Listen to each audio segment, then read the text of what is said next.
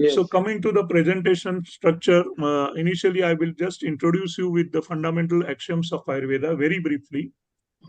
Uh, then we will go to the concepts and practices of dietetics in Ayurveda.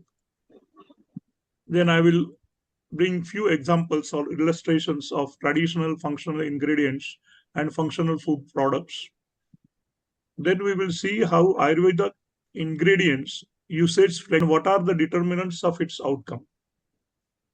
And then we will conclude and see what are the potential prospects.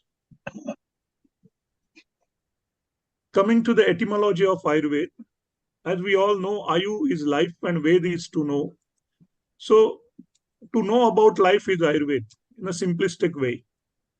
Currently, many institutions are translating it as a science of life. But to my mind, who has been practicing in this area, as Dr. Narayanan said, more than 4 decades, and more we read this, we understand with experience it is indeed a wisdom of life. So if we want to define Ayurveda in nutshell, it is said hita hitam sukham dukkham ayustasya hita hitam manancha taccha yatroktam ayurveda sa uchyate, wherein the beneficial and adverse influences leading to health and disease in life and their respective healthful and harmful dynamics are described and quantified. Manancha taccha yatroktam. That is called Ayurveda. So measurement is always given importance in our traditional system of Ayurveda.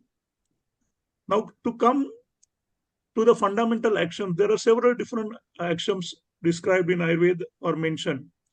But what I have found most appropriate and suitable and the most original is Yatha Pinde Tatha Brahmand. Macrocosm, microcosm, continuum. So, in nutshell, if we want to say Ayurveda is a nature compliant healthcare system.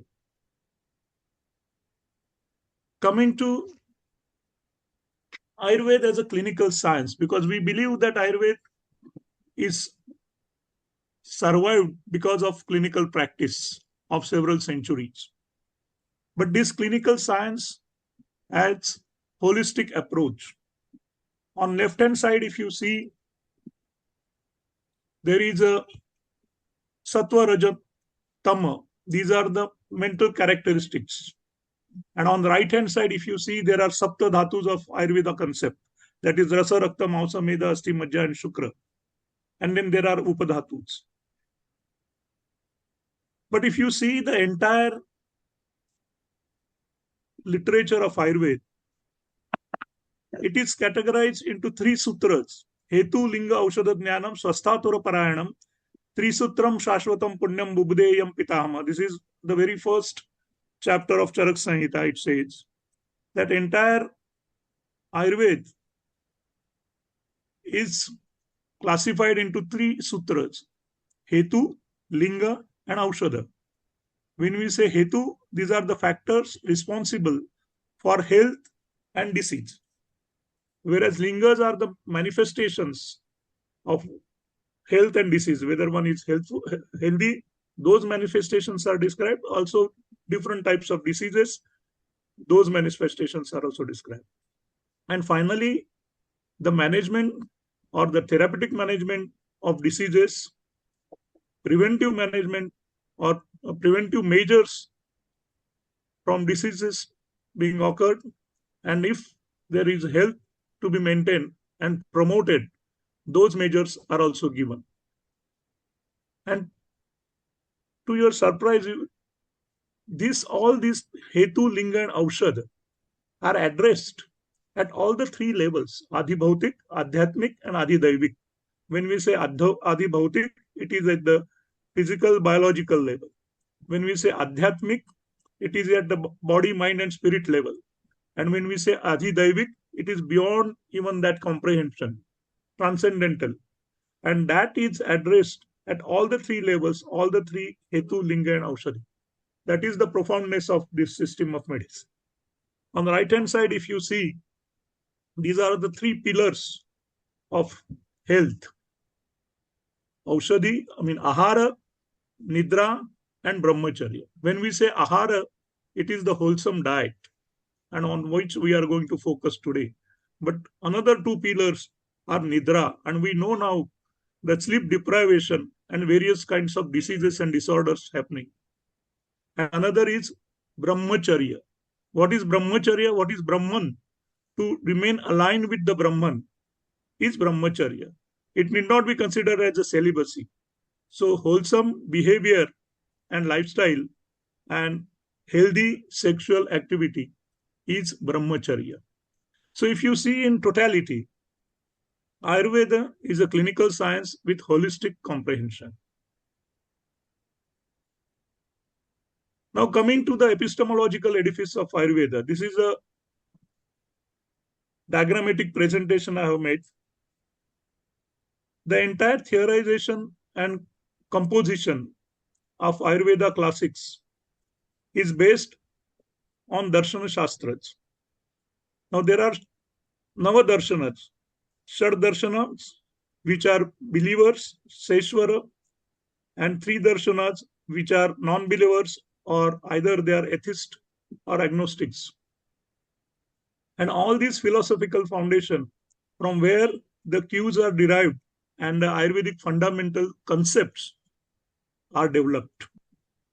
These are Triguna, Sattva Rajatama, we saw, Panchamahabhuta, Prithvi Apa Teja Vayu Akash, Tridosha, Vata Pitta Kapha, Loko Purusha Samba, we saw, Tatha Pinde, Tatha Brahmande, and Chikitsa Purusha. There are several different types of Purushas have been described, and particularly Chikitsa Krut Purush, that is Shardhatvatmak Purush, is described. That is a very profound concept again. Chikitsa Chaturushati Tatvatmak Purush is another concept.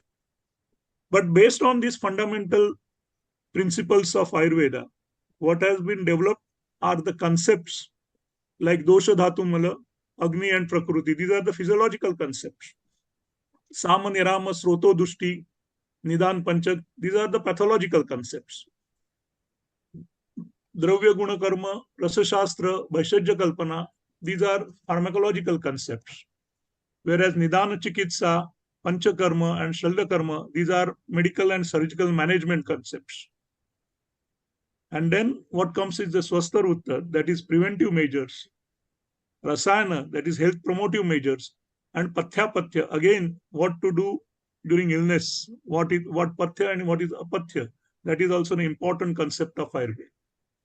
So after development of all these concepts, what exactly comes is the application of this to the health seekers. Bring few examples or illustrations of traditional functional ingredients and functional food products. Then we will see how Ayurveda ingredients usage flexibility is there and what are the determinants of its outcome. And then we will conclude and see what are the potential prospects.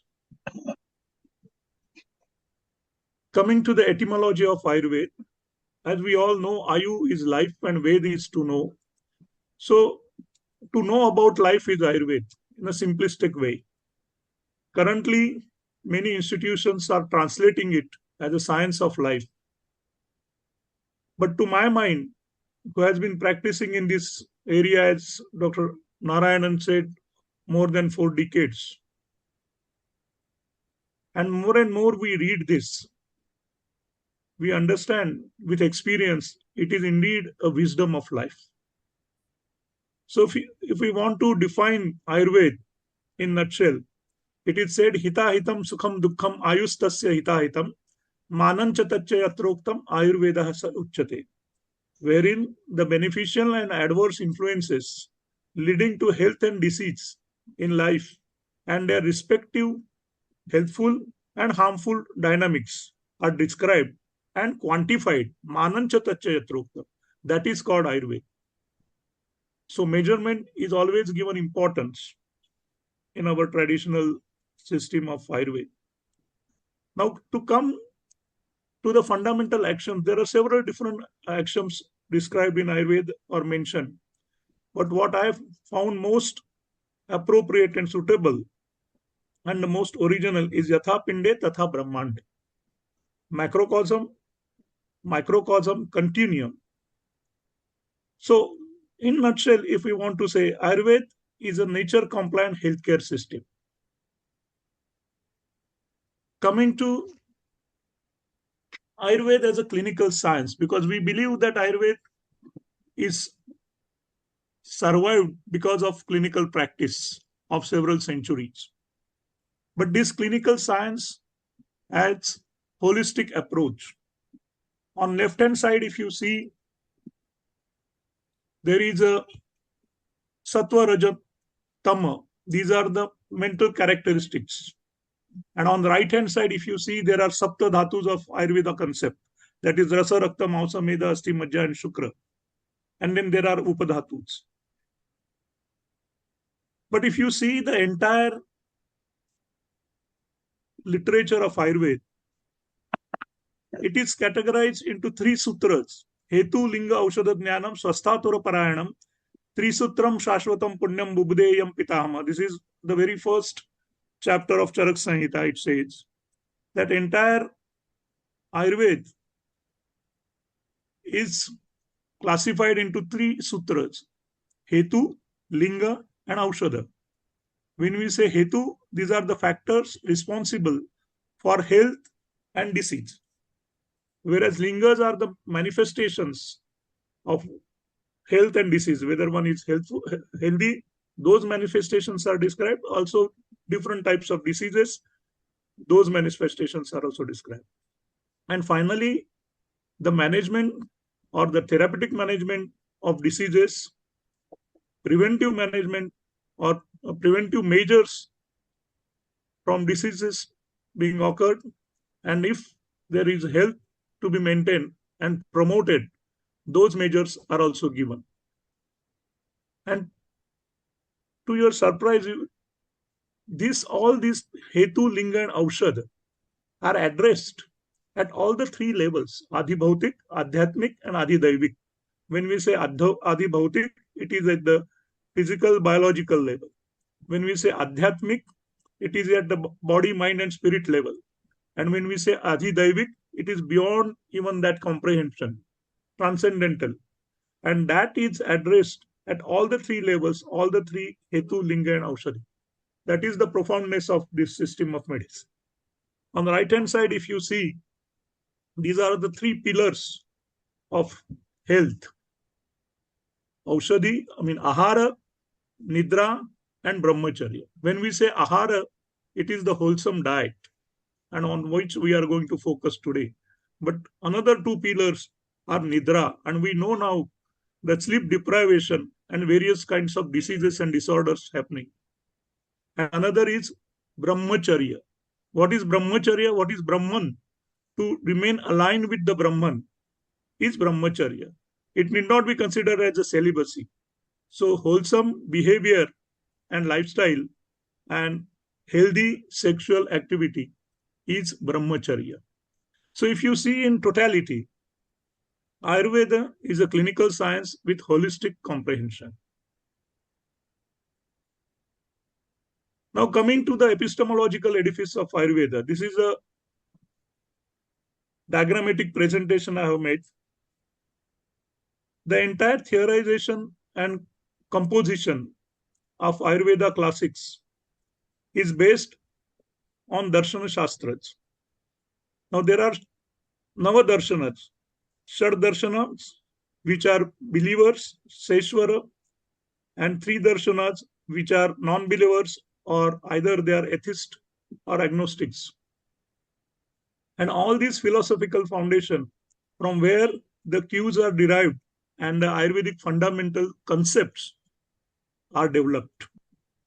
These are Triguna, Sattva, Rajatama, we saw, Panchamahabhuta, Prithvi, Apa, Teja, Vayu, Akash, Tridosha, Vata, Pitta, Kapha, Loko, Purusha, Samba, we saw, Tatha Pinde, Tatha Brahmande, and Chikitsa Purusha. There are several different types of Purushas have been described, and particularly Chikitsa Purush, that is Shardhatvatmak Purush, is described. That is a very profound concept again. Chikitsa Chaturushati Tatvatmak Purush is another concept.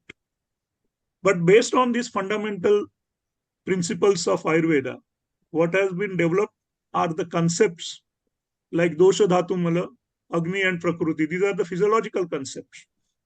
Sama nirama sroto dushti, nidan panchak. These are the pathological concepts. Dravya guna karma, rasashastra, bhaishajya kalpana. These are pharmacological concepts. Whereas nidana chikitsa, panchakarma and shaldakarma, these are medical and surgical management concepts. And then what comes is the swastharutta, that is preventive measures, rasayana, that is health promotive measures, and pathya, again, what to do during illness, what pathya and what is apathya. That is also an important concept of Ayurveda.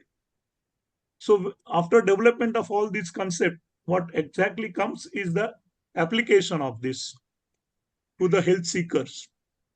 And for that, these are the chatushpada: physician or healthcare provider, therapy or any healthcare services, assistant, and the patient. Now, patient, usually it is called as assistant to the only patient, but these assistants can be on the basic development of these basic fundamentals and also in the development of nutraceuticals and dietetic advice. So to my mind, this is the nutraceutical scientist as well as dietetic practitioners play an important role. And what is the ultimate objective is to achieve health, and that is through drug, diet, and deeds, ahar, vihar, and aushadhi. So to my mind, Ayurveda is a philosophy, science, and art of clinical medicine. Now coming to the health disease spectrum, Ayurveda never believes health and disease as a separate entities. It is a continuum. And this is described in the form of 6 stages, 6 progressive stages, which is called as Satkriya Kal. So here on the left-hand side extreme is absolute health, and the right-hand side extreme is the absolute disorder or the death. In between are the pro-disease, pre-disease, and disease status. And this is explained through this Satkriya Kal in the form of Vata Pitta Kapha. That means there is a Sanchaya, Prakopa, Prasara, Sthana Samshaya, Vyakti, and Bhed.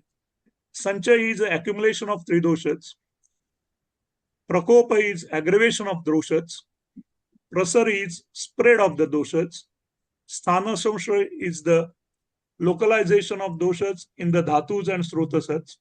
And then the disease is manifested, that is Vyakti. And if that is not controlled at this stage, then there are complications and called as a Bheda. But there is always natural tendency of having prashama or shamana or elevation of this aggravated dosha, which is happening due to instinctive body responses and also due to the environmental care what we can take. And that can be taken care by dinacharya. There are different biorhythms. Rutucharya, as per the season, there are different rhythms. And that is all what is given as a swastha vrutta, what to eat, how to behave as per the day, night, and different seasons. So this is very important aspect as far as today's webinar is concerned. But to tell you in brief, if we don't take care of this, then there is a manifestation disease, that is prodromal symptoms, Purva Rupa starts. And then if the physician or even the person himself can cognize these prodromal symptoms, we can arrest the progression of disease even at that level and take care of Nidana Parivarjanan. That means if you really understand what are the causes of this disease which are trying to precipitate, and if we know the prodromal symptoms, that is Purva Rupa, we can arrest that disease progression at this level, that is pre-disease level. Once there is a sthana samshaya and manifestation, then we have to do a very strong samprapti vigatana chikitsa, that is reversal of pathogenesis. And then once there is a reversal of pathogenesis and restoration of homeostasis, then you can always have this apunarbhav chikitsa. That means how to prevent the recurrence of the disease. So all this is described in Ayurveda, but for this purpose, what we have to focus now is disease preventive and health promotive aspects of this science. Now, if you see the spectrum of Ayurvedic products, primarily they come from the herbal origin, but also from the mineral and animal sources. And they can be categorized as a dietary substances, diet supplements and nutraceuticals or ayurvedicals, and then pharmaceuticals. If you see the dietary substances, they are either food or Ayurvedically modified food, that is AM food. Diet supplements like functional foods like Chawanprash, or simple herbs and botanicals like Trikatu, Triphala, and so on. And then there are complex herbal medicines, herbo-mineral complexes, and herbal and heavy metal and basmats. So if you see, the safety concerns increase from left to right. On right, pharmaceuticals are absolute prescription medicines, while on the left, this can be considered as a self-medication or over-the-counter remedies. So home remedies, OTC healthcare products, and prescription drugs is the spectrum. And we are going to focus on home remedies and OTC healthcare products. Now coming to the food classification in Ayurveda. On left-hand side, there are almost 13 types of food groups are described. And you can read that. On right-hand side, if you see, based on the origin of the sourcing of these substances, sthavara or inanimate, which can be further classified, are bhaumya from earth, these are ores and minerals, and audbhidya, that is germinating, like plants and herbs. And then there can be jangama, that is inanimate, and that is animate, meat, milk, fish, and even honey comes from the animals. And from the based on mode of action or mode of intake, it's khadya, that is eating, leya, that is licking, chosya, that is sucking, and peya is liquid. So there are different modes of classification, but if you see here, swastha hita, shamana, and kopana is described in Ayurveda in the context of health and diseases. Now, swastha hita, that means some of the substances, food substances, are always considered as helpful to the health, maintenance of health. Some of the substances which are called as a shamana, that means they are always helpful to maintain the doshic balance or the homeostasis. And kopana dravyas, which are some of the substances, food substances, which will always vitiate the doshas and affect the health of the individual. For example, alcoholic beverages. If they are not taken in proper dose, better to avoid them, but otherwise these are kopan dravyas or too much processed foods. Now coming to the general rules of eating, do's and do nots. On left-hand side, if you see, these are the do's, and right-hand side are the do nots. Now, you have to always, it is said, Ushnam Ashniyat, take hot and warm food. Snigdham Ashniyat, unctuous and unctuous food to be taken. Matravat Ashniyat, Jirne Ashniyat, Virya Viruddhe Anashniyat, Nati Druta Ashniyat. That means not to eat too fast, not to eat too slow. And then so many things are described. But I would like to bring your attention to this Nati Druta Ashniyat. Recently, in the Journal of Nutrition and Diabetes, in the last month, in fact, there is a publication which demonstrates convincingly the association of having fast ati druta, fast eating, and a specific disease. But before that, we know that taking fast food or the eating very fast increases the glycemic index. It also increases the liver enzymes. But a definite association of disease has never been demonstrated, which has been demonstrated in almost, this study was a multicentric study, and 1965 subjects were studied, where they have qualified this atidruta or fast eating, less than 5 minutes. If they take meal at least twice in a week, that was considered as a fast eating.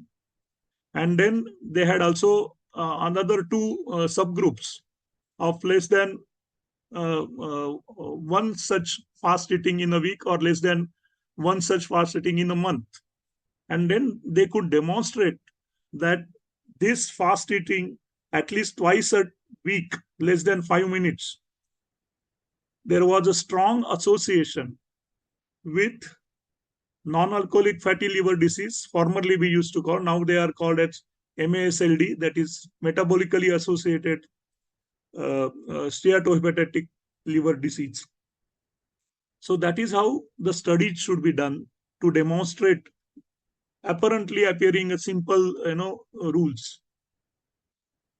On right hand side, if you see, this is adhyashana, eating in an excess quantity. Yama madhyana bhuktavyam yama yukmam na langet. That means yama means 3 hours.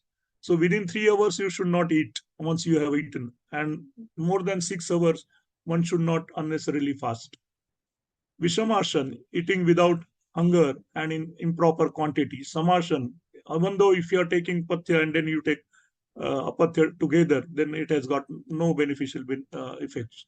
Viruddhasana, again, this is a very unique concept, that incompatible food items eaten together, although wholesome individually. And there are 18 such types of Viruddhasana described, which is beyond the scope of this presentation, but they are different combinations, processes, and sequences also. And Anashana is also considered as not doing, but we know fasting is an important therapeutic modality. Langhana chikitsa is very important during illness and otherwise also. And I had a privilege of guiding several students of dietetics and nutrition on this very topic. And a lot of work is being done on this, particularly intermittent fasting or fasting of calorie restriction, their comparison, that is also recently published, and very good data in Nature Communication in the month of May. So one basic principle, if I want to tell from this Ayurvedic tradition, is Nishante Pibetwari. At the end of day, that is early morning, drink water. Bhojanante Pibet Takram. After lunch, you should take buttermilk. And Divasante Pibet Paya. That means at the end of day, that is night, you take milk. Now coming to the guidelines for diet plan. These are called as Ashtavidha Ahar Vidhi Visheshayatana. And there are 8 types of guidelines for individual diet plan is given. And Prakruti, which considers the nature, quality, and nutritive value of a food. Sanyoga is observing proper combination of food items. Samskara is undertaking due food processing and cooking. Matra is the specific quantity of the food item which is to be taken for a given individual. Desha, again, is very important to consider the origin of the food articles, to understand the quality of food. And we all know specific food coming from specific geographical region, it has got better qualities. Kala, again, at what time to be food to be consumed, and daytime, night time, seasonal variations, and so on. Upayoga Samstha, again, besides the mode of intake, the surrounding where you are taking your food, that is also given a lot of importance, and good description is there about that. And then ultimately the Upayokta, taking into consideration the individual constitution and its characteristics. So personalized management is very much there in Ayurveda. And we all know cooking is an art, diet is a culture. and nutrition is a science. So cooking, diet, and nutrition, all these three factors are embedded into this guidelines of diet plan. Coming to diet during health and diseases. Now we have to provide diet or advise diet also during diseases. So disease specific diet is described, and for each disease, there is a concept of pathyapatta, what to eat and what to avoid. Food reintroduction after fasting. I just talked about fasting therapy. But after fasting, there should not be a feast. That usually when we observe this religious fasting, there is fast and then there is a feast, which is detrimental. So after food, there is a definite method advice how to reintroduce the food. That is manda, peya, vilepi, yavagu, odan, in different concentration and different quantity. You have to keep on increasing the food and then use re-establish the normal diet. Season and time specific diet for health protection. We saw as per the dinacharya, as per the day and night, as per the different seasons, your diet plan or the is changed to protect yourself from the diseases. Phase specific diet for health protection. Now, there are different phases of life. There are children in infancy, in early childhood, in adulthood, then garbhini, that means women, at the time of menarche, during pregnancy, during lactation, postmenopausal, they also go through the different phases of life and they need to protect health. And that is where the proper diet plan is very important. And we can help in that aspect. And then Vruddha again. Now, Vruddha, again, we know since longevity has increased, early aging or, early elderly persons and too matured elderly persons. So according to that also, we need to adjust their food to protect their health. Tissue optimization and health promotion.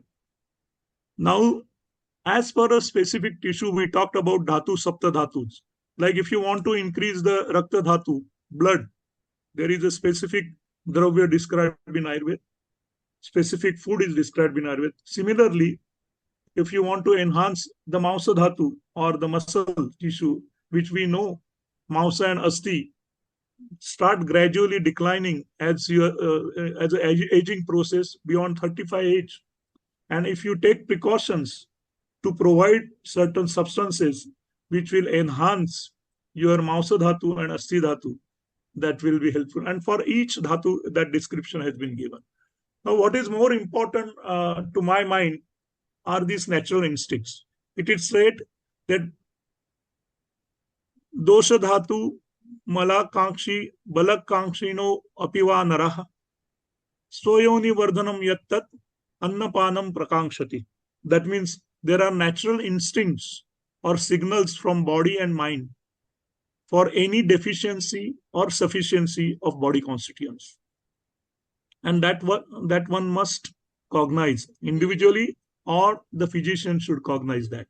And with the modern science also, we know whenever there is a deficiency of iron or deficiency of certain imbalance of electrolytes, there are certain tendencies, demands from the patient, and that we must cognize early, and that is applicable to all the tissues.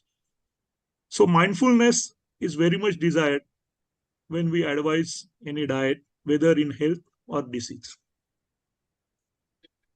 Now, coming to the Ayurvedically modified food substances. These are 10 examples I have given. There can be innumerous examples given of this.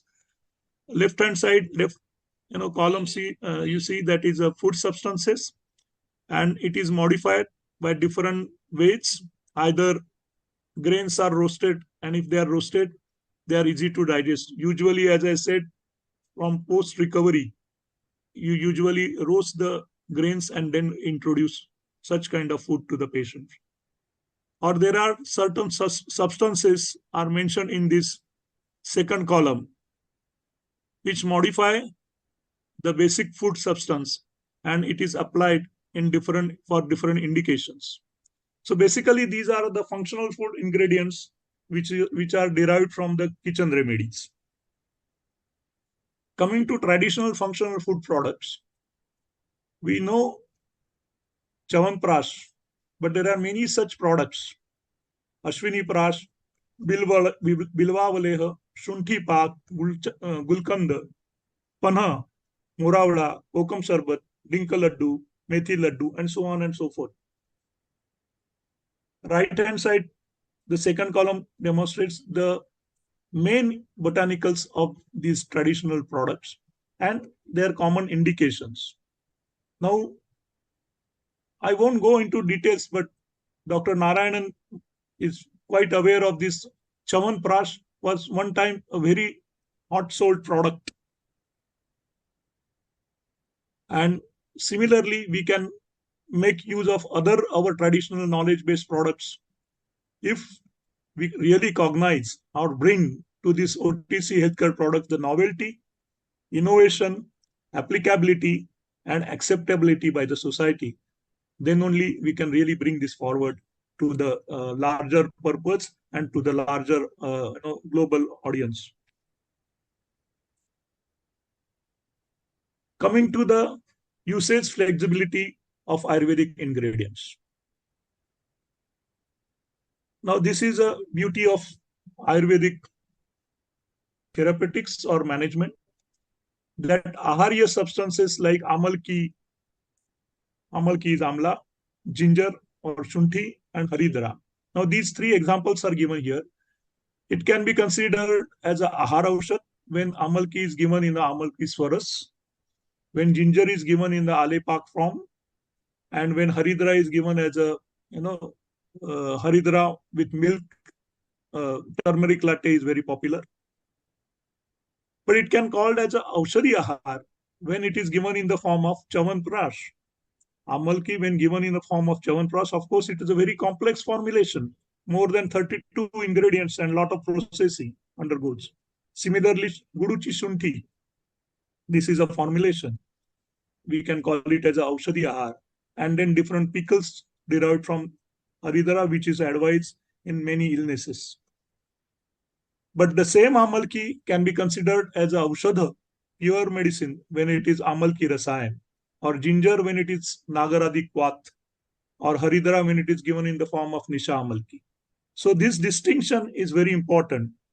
But all these components from ahar aushadhi, aushadhi ahar to aushadha can be called as a ayurceutical because they are inspired from Ayurvedic fundamentals and Ayurvedic practices and traditions. Now, coming to the determinants of Ayurvedic ingredients, as I said, there is a product, ayurceuticals, and there is an end user. So there are product-related factors like prakriti or nature of the product. We saw every ingredient of that product important. What is the nature of that substance, food substance? That is also important. Then rasa, that is a taste. The guna, these are the properties. There are 20 types of gunas. And then karma, what are the direct actions of these substances, food substances, and what dosage form we are giving it. So all this matters. And when we consume it, there is a biotransformation. And that happens due to Agni, which is an ingestive and digestive ability, and the Koshtha, that is assimilative and evacuative ability. People nowadays are also interpreting Koshtha and Agni with the your gut microbiome. And then once it goes to the human system, we need to consider the constitution of that individual. We need to comprehend how doshic balance is maintained or disturbed, how dhatu qualities are enhanced, very specific, it is effective to the specific dhatus or not, whether this food substance is compatible to this system, that individual system, and how the immunity or the bala of that system responds to this. So all these are the determinants of for Ayurvedic ingredients, and that is why we need to have a sub-stratification of these OTC products or Ayurveda. And when it comes to the direct personalized management, the dietary advice has to be person-centric. So coming to the conclusion and potential prospects, Ayurveda, as we saw, is a has nature compliant actions and holistic healthcare management approaches with general as well as personalized dietetic guidelines. Traditional functional food ingredients and functional food products are vibrant household practices in India. It is desirable to translate these into globally acceptable healthcare practices. Translational research is necessary to document safety and effectiveness of these products while transforming them into convenient, acceptable form globally. It is essential to work upon to distinguish between the functional ingredient-based food products and herb-based medicinal products. This is very important, and many controversial things are happening. Ayurvedic determinants of Ayurvedical products or functional ingredients is considered logically, if considered logically during product development and during personalized healthcare management, the effectiveness and acceptability would enhance many-fold, not only globally, but also locally. Finally, I would like to end and thank by quoting this food acknowledgement as a medicine. न च आहार समम किंचित भैषज्यम उपलभ्यते शक्यते अपि अन्नमात्रेण नरः कर्तुं निरामया भेषजोन्नोपपन्नोति निराहारो न शक्यते तस्मात् भिषग्भि आहारो महाभैषज्यम उच्यते. That means food is a mega medicine. Thank you.